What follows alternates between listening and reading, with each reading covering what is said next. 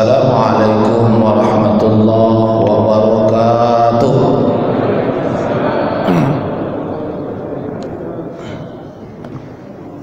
Bismillahi masyaallah la yasuqul khaira illallah.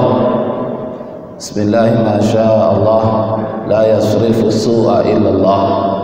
Bismillahi masyaallah ma kana min ni'matin faminallah. Bismillahi masyaallah la haula wala quwwata illa billahil aliyyil azim. Alhamdulillahil badiyil hadi ila bayani mahya'ir rasyad. أمد أرباب النهى ورسم شمس البيان في صدور العلماء صلاة وسلامة على سيدنا محمد صلى الله عليه وسلم. Bapak-bapak, ibu-ibu, alim ulama, cari pandai tokoh masyarakat, yang besar tak disebut gelar, yang kecil tak dipanggil nama, jemaah salat fardu subuh Masjid Ittihadul Ummah, semoga Allah senantiasa melimpahkan rahmat dan barokah kepada kita semua yang hadir. Amin ya rabbal alamin. Tiada bosan-bosannya kita bersyukur kepada Allah dengan lafaz alhamdulillahi rabbil alamin. Kembali Allah pertemukan kita di subuh Ahad kedua. Di subuh ini kita membahas seputar masalah fikih muamalah.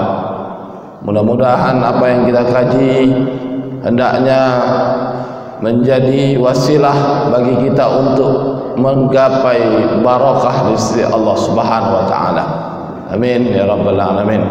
Salawat dan salam dikirimkan kehadiran baginda Nabi sallallahu alaihi wasallam bilafzin Allahumma salli ala Sayyidina Muhammad wa ala ali Sayyidina Muhammad. Assalamu alayka ya Rasulullah. Bapak ibu yang berbahagia, menjelang masuk waktu suruh pada subuh yang berbahagia ini, kita coba membahas materi seputar masalah harta di dalam Islam, al-mal fil Islam. Pertemuan bulan lalu kita sudah membahas kalau harta itu tidak boleh dianggap sepele. Perkara harta tidak boleh dianggap sebelah mata. Banyak orang yang tidak selamat nanti di akhirat bukan karena mereka tidak sholat 5 waktu, bukan tak berpuasa di bulan Ramadan, bahkan ditambah dengan puasa sunnah, bukan tak naik haji, bahkan umroh hampir setiap bulan, bukan tidak membayar zakat, bukan tak berbakti kepada ibu bapa, bukan tak rajin berinfak dan bersedekah, tapi karena perkara harta yang dia miliki itu dia peroleh dengan jalan yang diharamkan atau jalan yang tidak dibenarkan oleh syariat. Ini yang banyak buat orang celaka nanti. Makanya jangan pernah merasa aman ketika kita jaga ibadah ritual kita. Jangan pernah merasa aman, hablum minallah kita bagus, tapi harta kita tidak bagus. Itu makanya di dalam banyak ayat, misalkan di surah Al-Baqarah, Allah berfirman, wala ta'kulu amwalakum bainakum bil batil wa tudlu biha ilal hukami litakulu fariqa. La ta'kulu amwalakum bainakum bil batil. Janganlah kalian memakan harta dengan di antara kalian dengan jalan yang batil. Lebih jelas Bapak Ibu yang berbahagia, di surah An-Nisa ayat ke-29 Allah melarang dengan tegas, diawali dengan seruan kepada mereka yang beriman, ya ayyuhalladzina amanu, wahai sekalian orang beriman, la ta'kulu amwalakum bainakum bil batil, Jangan kalian memakan harta di antara sesama kalian dengan jalan yang batil. Ya ayyuhallazina amanu, ini seruan kepada yang beriman. Kenapa diawali dengan keimanan? Pertama, ini konsekuensi orang beriman, selanjutnya harus melakukan atau melaksanakan amal soleh. Sama ayat tentang puasa, itu kan Allah awali dengan keimanan, Pak. Karena tidak semua orang sanggup berpuasa. Kalaupun semua orang sanggup berpuasa, tapi tak semua orang dengan puasanya dia meraih ketakwaan. Kenapa? Bermasalah di keimanannya. Begitu pula dengan perintah larangan Allah di surah An-Nisa ayat 29 ini. Allah seru kepada yang beriman, ya ayyuhallazina amanu, wahai sekalian orang beriman. Apa bukti keimanan yang ada pada diri kita? Maka kita harus mampu menolak semua bentuk kebatilan. La ta'kulu amwalakum bainakum bil batil. Salah satu bentuk kebatilan yang harus kita tolak, tidak mengambil harta dengan jalan yang batil. Pertanyaannya, gimana kalau masih mengambil harta dengan jalan yang batil? Ini berarti keimanannya ada yang bermasalah. Ya? Kalau masih mengambil yang batil, imannya itu dipertanyakan. Apalagi dia tahu, ya, yang batil ini dia tahu nih, tapi mencari ilah, alasan hukum, alasan-alasan saja, atau kalau bahasa kita namanya berdalih, bukan berdalil, Pak. Berdalih, dia tahu nih yang haram yang dia lakukan, malah cari pembenaran. Ustaz, hari ini boro-boro mencari yang halal, yang haram saja susah. Ingat Bapak Ibu yang berbahagia, kalau sempat harta yang kita miliki itu diperoleh dengan cara yang haram, maka itu berdampak terhadap ibadah kita yang lain. Ini jumhur ulama mengatakan, meski ada terjadi dua pendapat ulama, maka saya pernah sampaikan sebelumnya, orang yang berpuasa, ini saat Ramadan kemarin, tidak di masjid nih, saya pernah sampaikan, orang yang berpuasa di bulan Ramadan, orang yang masih dirikan sholat 5 waktu, orang yang masih melakukan berbagai ketaatan, tapi dia masih melakukan kemaksiatan, dan itu nyata kemaksiatannya, maka ibadah ketaatan yang dia lakukan itu tidak diterima oleh Allah. Saya pernah ditanya, gimana Ustaz terkait dengan puasa Ramadan? Kami ini masih melakukan riba, tapi kami masih berpuasa juga. Gimana hukum puasa kami? Dua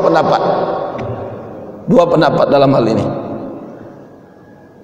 Imam Al-Auza'i mengatakan, orang yang masih melakukan riba, dia berpuasa melakukan riba, maka puasanya tidak diterima dan dia tidak dapat pahala dari puasanya, dan yang bersangkutan harus mengqadha puasanya. Ngeri apa ngeri? Ngeri. Tapi pendapat jumhur ulama, misalkan Imam Malik, Imam Syafi'i, jumhur ulama berpendapat, orang yang dia mendirikan puasa, orang yang masih melakukan ketaatan, khususnya puasa, dia masih melakukan riba, perkara yang diharamkan oleh Allah, puasanya tidak batal, tapi dia tidak, puasanya tidak perlu diqadha, tapi puasanya tidak diterima dan tak mendapatkan pahala dari Allah Subhanahu wa taala. Ini yang tadi saya bilang, Pak, jangan pernah merasa aman. Meski ibadah kita mantap, hablum minallah kita terjaga, tapi harta yang kita peroleh itu dengan jalan yang batil, dengan cara yang haram, maka ini membuat kita tidak selamat nanti di yaumil qiyamah di hadapan Allah Subhanahu wa taala. Itulah makanya kalau kita kembali telaah di surah An-Nisa ayat ke-29, Allah setelah menyeru kepada yang beriman, selanjutnya Allah melarang orang beriman itu mengambil harta dengan jalan yang batil. Di mana kita tahu larangannya? La ta'kulu. Lam sini kalau kita belajar bahasa Arab ini lam nahi. Lam berbentuk larangan. Kenapa? Karena lam alif ketemu dengan fi'lul mudhari. Ini menjelaskan larangan. Makna ayat ini melarang. Orang beriman dilarang mengambil harta dengan jalan batil. Nah, harta yang batil itu harta yang apa? Kalau kita pahami Bapak Ibu yang berbahagia, harta yang batil itu harta yang haram. Harta yang batil itu ay mukasib ghairu syar'iyyah. Harta yang diperoleh yang tidak sesuai dengan ketentuan syariat. Itulah harta yang batil. Maka ini harus kita hindari. Ya, ibu bapak yang berbahagia, lantas harta sendiri apa? Kalau kita buka apa yang dijelaskan oleh para ulama, setidaknya ada dua makna dari harta yang perlu kita pahami. Ada makna bahasa, ada makna istilah. Kalau makna bahasa, harta itu ismun li jami'in ma yamlikuhul insan. Ismun, nama, li jami'in, untuk semua, ma yamlikuhul insan, apa saja yang dimiliki oleh manusia. Nama dari semua yang dimiliki oleh manusia itu harta dalam makna bahasa. Itu makanya kalau coba ingat Bapak Ibu, kalau pulang kampung orang pasti bertanya, anakmu berapa? Tak pernah ditanya, besar rumah kau dijawab Pekanbaru, tak pernah nanya. Jarang. Yang banyak bertanya orang kalau ketemu kita, kawan lama, sahabat dekat dulunya, tapi lama berpisah, ketika ketemu mereka nanya, anak kau berapa sekarang? Saya punya anak 4. Masya Allah, kaya kamu. Kau punya anak kaya? Karena memahami anak itu harta. Harta dalam makna bahasa. Istri itu harta bagi suami, suami harta bagi istri. Semua yang dimiliki manusia, apapun bentuknya, nama dari yang dimiliki manusia itu disebut dengan harta. Ini makna bahasa, sehingga tidak jelas batasannya. Oleh karena itu Bapak Ibu perlu kita melihat makna istilah, makna syar'i dari harta. Apa itu harta dalam makna istilah? Kullu ma yantafa'u bihil insan, setiap apa saja yang dapat dimanfaatkan oleh manusia. Ingat, yang dapat dimanfaatkan oleh manusia. Ayu wajhi min wujuhis syar'iyyah, yang dimanfaatkan itu diperoleh dengan jalan yang dibenarkan oleh syariat. Dua syaratnya. Pertama, harta itu bisa dimanfaatkan. Yang kedua, harta itu benar menurut syariat. Kalau yang bisa dimanfaatkan tapi tak sesuai syariat, itu tak harta. Gitu. Makanya Bapak Ibu, dalam pandangan Islam, khomar, B2, bangkai, prostitusi, apapun bentuk yang haram, yang sudah jelas keharamannya, ini tidak disebut sebagai harta dalam pandangan Islam. Meski kalau ditukar itu punya nilai secara materi. Daging babi dijual, itu kan dapat duit. Tapi dalam pandangan Islam ini tak disebut harta. Bangkai dijual, dapat materi uang. Dalam pandangan Islam ini tidak disebut harta. Kenapa? Karena yang demikian dimanfaatkan tidak bisa. Apa contoh tidak bisa dimanfaatkan? Bapak ibu punya apapun, kalau itu diperoleh dengan jalan yang haram, disedekahkan, diinfakkan, maka itu tak diterima. Imam Ibn Hibban dalam sabdanya beliau mengatakan, ya, dalam hadis yang diriwayatkan oleh Ibn Hibban, Rasulullah menjelaskan bersabda, apa kata Rasul? Man jama'a malan, siapa saja yang mengumpulkan harta min haramin, dari cara-cara yang haram, harta diperoleh dengan jalan batil, harta diperoleh dengan cara yang haram, apapun bentuk keharamannya, fatasaddaqo bihi, maka dia sedekahkan harta yang haram tadi, falam yakun ajrun, sampai kapanpun dia tak dapat pahala dari apa yang dia sedekahkan. Wa kana asra'u alaih, walaupun dia bersungguh-sungguh untuk bersedekah, ikhlas dia lillahi ta'ala, tak di skenario. Kita ni kadang-kadang bersedekah ni di skenario, Pak. Kadang-kadang di skenario pun tak keluar dari kantong. Kalau Pekanbaru kan ada bersedekah pakai skenario, ada bagusnya. Itu pula caranya. Kalau tak begitu, tak keluar pula, tak mau pula orang bersedekah. Kalau Pak RT, Pak RW, Pak Kades, pengurus masjid, itu terakhir diminta. Yang biasa-biasa dulu di awal. Acaranya dari hati ke hati. Sebulan, 1 juta, 2 juta. Pak RT gimana Pak RT? Masa Pak RT 1 juta? Ini kan dipancing ini. Ini cara hati ke hati. Walaupun tak di skenario seperti itu, dia datang sembunyi-sembunyi, orang lain tak tahu, cuma dirinya dengan Allah, atau dirinya pengurus dan Allah yang tahu ketika dia bersedekah. Namun ketika dia sedekahkan itu berasal dari harta yang haram, diperoleh dengan jalan yang tak sesuai syariat, maka ini tidak akan mendapatkan pahala. Ingat, Rasul katakan, falam yakun ajrun, sampai kapanpun. Lam yakun, harfun nasab ketemu dengan fi'lul mudhari menjelaskan sampai kapanpun. Lam yakun ajrun, tak dapat pahala, tak dapat balasan, tak mendapatkan kebaikan di sisi Allah Subhanahu wa taala, walaupun dia bersungguh-sungguh. Ini bukti kalau harta yang diperoleh dengan jalan yang haram itu tak bisa dimanfaatkan. Beda Bapak Ibu dengan konsep di luar Islam. Dalam pandangan ekonomi kapitalis, ekonomi barat, ekonominya Adam Smith, itu beda. Kalau menurut Adam Smith, ekonomi kapitalis, ekonomi barat, yang mengukur harta itu dianggap punya nilai, boleh dimiliki selama ada yang membutuhkan.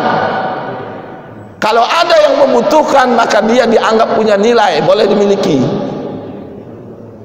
Makanya dalam negara kapitalis, narkoba itu beredar bebas di pasar, dijual. Kenapa? Ada yang butuh. Ada yang membutuhkan narkoba itu.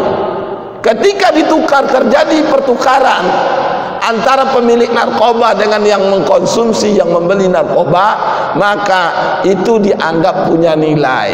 Dan ini dibolehkan dalam ekonomi selain Islam, ekonomi kapitalis. Karena kalau kita pahami ekonomi kapitalis itu dalam bahasa Arab, roksu maliyah, roksun kepala, maliyah harta. Orang yang dalam otaknya orientasinya cuma materi. Jadi kalau materi, itu kapitalis, Pak. Atau kalau bahasa kitanya piti. Ajak gotong royong ke masjid. Hari Ahad kami imbau kepada jemaah untuk gotong royong ke masjid karena kita mau menghadapi Idul Adha. Nah, tetangganya ngajak, yuk ke masjid gotong royong. Ada makan siang itu ya. Nggak ada, lomak lolok leh, dapat cik matong. Dia menganggap tak punya nilai. Harta aja dalam otaknya. Makanya ada di beberapa masjid, ini salah satu faktor tidak berlaku di masjid kita nih. Tidak berlaku di masjid kita.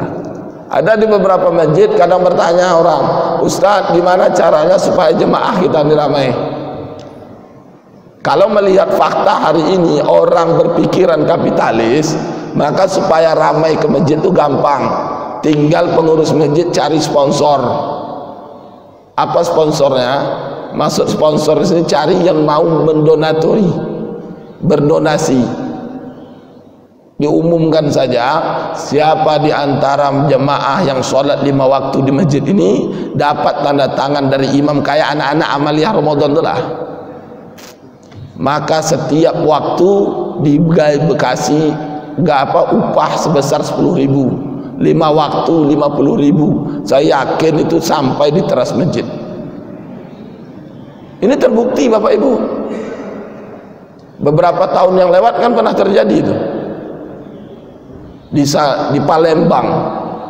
Gubernurnya mengumumkan di malam pertama Ramadan, siapa di antara jemaah kita yang sholat menghidupkan masjid siang malam di masjid ini, ikut berjemaah di masjid raya kita, masjid agung gitu ya ini, maka nanti pada saat habis sholat Idul Fitri berhak mengikuti mendapatkan kijang Innova, ikut undian mendapatkan kijang Innova. Memang diletakkan kijang Innova di depan itu. Kalau Bapak Ibu baca beritanya, itu terjadi beberapa tahun yang lewat. Diletakkan depan masjid itu sebuah kijang Innova. Siapa yang sholat di sini 5 waktu sampai berakhir Ramadan berhak ikut mendapatkan kijang Innova. Itu masjid tak pernah kosong, Pak. Full terus. Karena dalam otaknya, ya Allah, jangan aku ini dapat kijang Innova. Nah, itu kenapa? Kapitalis. Beda dengan Islam. Kapitalis tadi menganggap sesuatu punya nilai, boleh dimiliki, boleh dimanfaatkan ketika sesuatu itu ada yang membutuhkan. Kalau dalam Islam tidak. Walaupun ada yang membutuhkan, tapi kalau sesuatu itu haram dalam pandangan Islam, maka sesuatu itu tidak boleh dimiliki. Ini air minum, air mineral nih, secara zat halal, tapi dia dapat misal diperoleh dengan cara menipu, maka ini haram untuk dirinya, haram untuk dikasih kepada yang lain. Karena ini masuk kategori hak adami, hak milik orang lain, dan itu tidak akan menjadi halal kecuali pemiliknya yang merelakan. Bolehkah disedekahkan? Tidak. Bahkan padahal Rasul dalam sabdanya mengatakan, para sahabat, ada sahabat bertanya terkait dengan afdhalus sedekah, sedekah yang paling utama. Apa kata Rasul? Syakiyul ma, bersedekah air putih, air minum. Dia sedekahkan, tapi ini diperoleh dengan jalan yang haram. Man jama'a malan min haram falam yakun ajrun, sampai kapanpun tak dapatkan pahala dari apa yang dia sedekahkan. Ibu bapak hadirin yang dimuliakan oleh Allah, maka dari itu jelaslah yang dimaknai dengan harta dalam pandangan Islam itu adalah secara syar'i semua yang dapat dimanfaatkan oleh manusia, yang itu diperoleh dengan jalan yang dibenarkan oleh syariat, maka itu disebut harta. Ya, maka dari itu dalam pandangan definisi syar'i ini, anak tak masuk harta, istri tak masuk harta jadi bagi suami, suami tak jadi harta bagi istri. Anak adalah amanah, suami adalah pemimpin, istri adalah sosok yang dipimpin, mitra dalam berumah tangga, bukan harta bagi suami istri. Ya, Bapak Ibu yang berbahagia, kenapa Islam melarang kita memiliki harta dengan cara yang haram? Harta mesti yang halal. Setidaknya ada beberapa akibat, minimal ada 4 kalau kita akibat ketika kita punya harta dengan cara yang haram. Pertama, akan menentukan posisi kita nanti di akhirat, kita ditempatkan di surga atau di neraka. Kalau hartanya haram, Jangankan haram, yang halal saja itu akan menjadi penentu kita surga atau neraka. Kembali mengutip hadis yang diriwayatkan oleh Imam Ibnu Hibban, baginda Nabi bersabda, la tazulu qadama 'abdin yaumal qiyamati hatta yus'al. Tidak beranjak kaki seorang hamba sampai di hari kiamat sampai dia ditanya beberapa persoalan. Dalam hadis ini kan 4 ditanyakan, umur kau habiskan untuk apa, ilmu kau berbuat apa, fisik kau korbankan untuk apa. Terkait harta, min ainak tasabahu wa fima anfaqahu. Hartamu kau peroleh dari mana, kau gunakan untuk apa. Itu makanya ditanya oleh Allah. Kalau harta yang kita peroleh itu harta yang halal, itu pun nanti sulit kita mempertanggungjawabkannya. Bayangkan Bapak Ibu, saya pernah sampaikan di majelis kita ini, sahabat Rasul Sayyidina Abdurrahman bin Auf, dari 10 sahabat yang dijamin masuk surga, orangnya masih hidup itu Sayyidina Abdurrahman bin Auf. Tapi apa kata Rasul waktu itu, ketika itu, wahai Abdurrahman, engkau sahabatku dijamin masuk surga, tapi ketahuilah kau nanti di hari kiamat masuk surga dalam kondisi merangkak. Dijamin masuk surga tapi merangkak. Ditanya oleh Abdurrahman, kenapa ya Rasulullah? Karena kau punya banyak harta, kau pertanggungjawabkan, saking lamanya kau mempertanggungjawabkannya, kau masuk surga dalam kondisi merangkak. Bagaimana dengan kita, Pak? Bagaimana dengan kita? Kita belum hidup, belum ada jaminan surga. Kalau nanti mati, was-was surga atau neraka. Tapi Ustaz, saya kan jaga sholat 5 waktu. Ingat Bapak Ibu, suatu ketika Nabi pernah mengatakan, wahai sahabatku, sungguh sholat, zakat, puasa, hajimu tak mengantarkan engkau ke surga. Sahabat bertanya, bagaimana dengan engkau ya Rasul? Begitu juga dengan aku. Salat, zakat, puasa, hajiku tak mengantarkanku ke surga. Sahabat kembali bertanya, apa yang membuat kita mengantarkan kita ke surga? Kita masuk surga karena rahmatnya Allah, pemberian dari Allah, kasih sayang Allah. Itulah makanya kalau berislam itu kafah, berislam itu totalitas. Tidak hanya ritual kita taati Allah, urusan harta kita taat Allah juga. Tidak hanya perkara nikah, akikah, walimahan kita ikut aturan Allah, tapi urusan politik, pendidikan, sosial budaya, hukum juga ikut aturan Allah. Kenapa? Supaya kafah. Kenapa mesti kafah? Perintah. Kita sering dengar Bapak Ibu, bahkan kita sering baca, bahkan banyak di antara kita yang hafal surah Al-Baqarah surah kedua ayat ke-208. Itu kan jelas itu. Ya ayyuhalladzina amanu, orang beriman, udkhulu fis-silmi kafah. Masuk kalian ke dalam Islam secara kafah. Kafah itu apa? Totalitas. Yang total itu apa? Kalau saya analogikan begini, kalau Bapak Ibu dari luar mau ke masjid nih, buka pintu, nongol cuma kepala lewat pintu, tapi dari badan nih ke badan kaki itu masih di luar, itu belum kafah. Kakinya saja dilangkahkan, masuk dia ke masjid. Kaki ini masuk ke masjid, tapi kaki sebelah badannya masih di luar, itu belum kafah. Kapan baru kafah? Masuk ke masjid, lewat pintu, dari ujung rambut sampai ujung kaki, masuk ke dalam, itu baru kafah. Islam juga begitu. Tidak ritual saja ikut Islam, tidak sholat, zakat, puasa, haji saja ikut Islam. Nikah juga harus ikut Islam, mencari menantu juga harus ikut Islam, akikahan ikut Islam, walimahan ikut Islam, politik, sosial, budaya, hukum ikut Islam, termasuk dalam mencari harta juga harus sesuai Islam. Karena ingat Bapak Ibu, harta yang kita miliki ini titipan. Kalau ada di antara kita nih punya uang 1 triliun, punya rumah bertingkat, kebun sawitnya luas, rumah petak itu bertumpuk-tumpuk, ketika nanti jam 7 pagi ini mati, berpisah roh dari jasadnya, uang 1 triliun itu tak lagi milik dia. Milik siapa? Ahli waris.